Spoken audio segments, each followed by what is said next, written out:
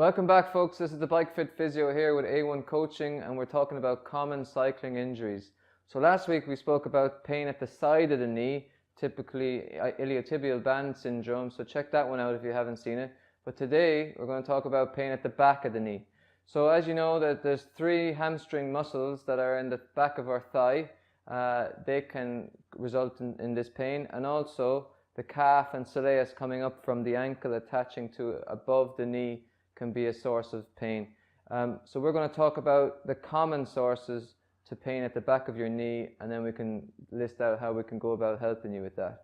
So the first one, I would say most importantly, is your knee being too straight at the bottom of the pedal stroke, so just the saddle height being too high. Number two would be having excessive float at your foot and in connection with the pedal, so too much play there can cause pain at the back of your knee. Number three, too much neural tension in your nervous system, and we'll talk about that in a minute.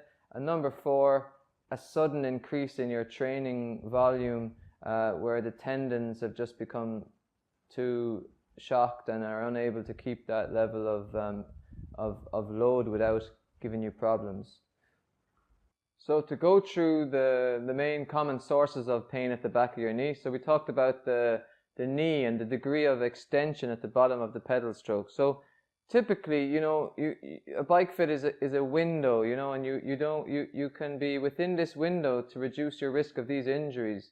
So what we would say, a static measurement of 25 to 35 degrees at the bottom of the pedal stroke. So that would be the degree of this angle here. So if you find that you're up too high and your knee is straightening out at the bottom of the stroke, then that's the reason why your hamstring, it can be causing you pain at the back of your knee, just because it's being lengthened beyond its comfort zone, you know, and then over the course of the repeated pedal strokes, it'll give rise to pain. Number two, we talked about float.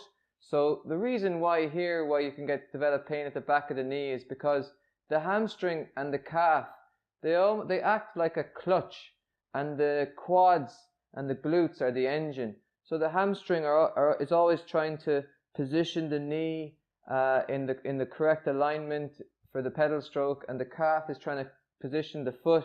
So if there's too much play, then there's too much work for the hamstring and the calf, and basically the tendons become overloaded, causing pain at the back of the knee.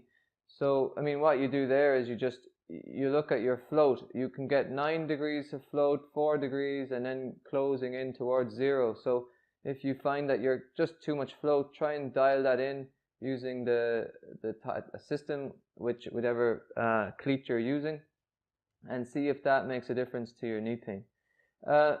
Number three then we talked about was neural tension.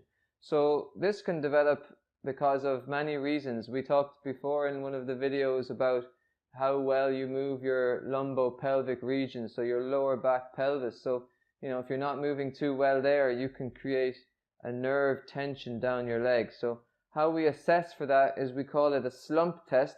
So we get the patient to sit like this.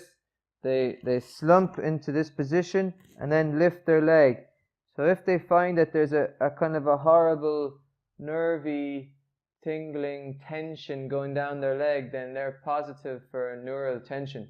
So if then they're repeatedly pedaling on the bike in this sort of this type of neural tension position, then they can give rise to pain through the back of the leg.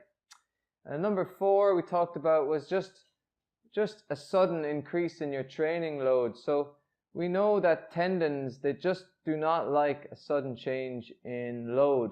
So they like to be just a gradual change, almost like tricking them into thinking that nothing has changed. So that's why there's that 10% rule in the running world, to just increase your training by 10% every week. It's to do with not shocking the tendon and then therefore reducing the risk of pain. So the same goes for cycling. If you've come back from a week in the Alps and you're wondering why you have pain in the back of your knee when you didn't do any preparation work for it, then that's the reason. You've just overloaded your tendons of your hamstring or your calf, resulting in pain at the back of the knee. So just have a look at your training load, go from there.